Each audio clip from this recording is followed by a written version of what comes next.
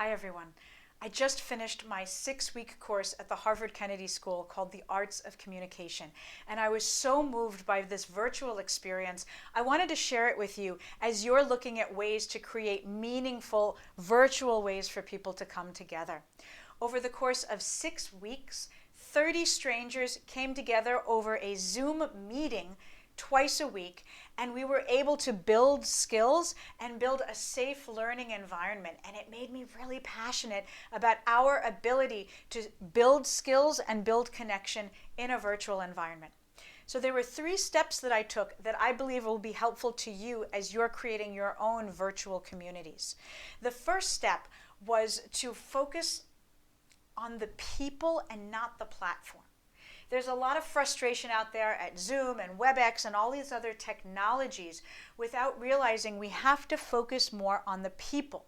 How can I create strategic discussion prompts that we're using virtual breakout groups to discuss so people are practicing, sharing, and getting respectful feedback, and then we come back?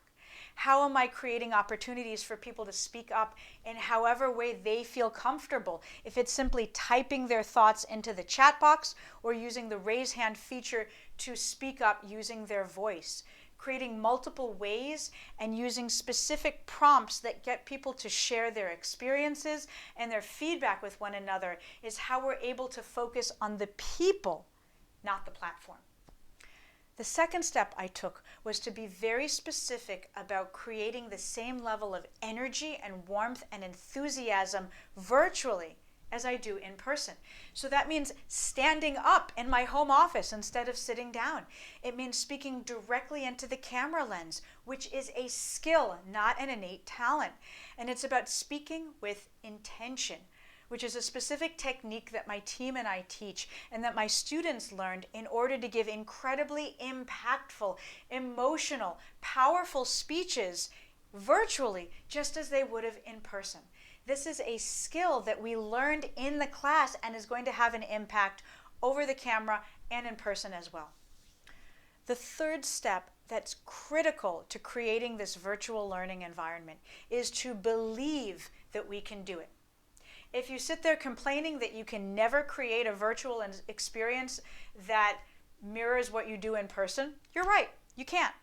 But if you believe that you can create a meaningful environment for connection and skill building and productivity, then you will invest the time in learning the technology, learning the tools, and thinking strategically about what in your content can foster a level of engagement and influence over the camera. So by using these 3 steps, I believe I was able to create a safe learning environment, and my students were able to bring in their own experiences and speak up, and as a result, get feedback and continue making progress. And I am more excited and more passionate than ever about our ability to create an environment of trust that helps us influence one another and go out and influence others on behalf of what we care about. Why are we doing this? Because we don't have a choice. The issues that were important to us at work and our community were important 2 months ago when we were in person. They're just as important now, and they'll be just as important going forward. And if we really want to have an impact, it is up to us to learn the digital tools, to invest the time in thinking strategically about how we can use those tools to have an impact and influence others virtually. If we care about these issues, we have to master these tools so that we can be impactful, because the issues aren't going to wait for us to be back together in person. We need to keep moving them along. So that's why I'm really excited about this. Let me know if my team and I can help in any way. Believe it is possible to create connection and trust in a virtual setting.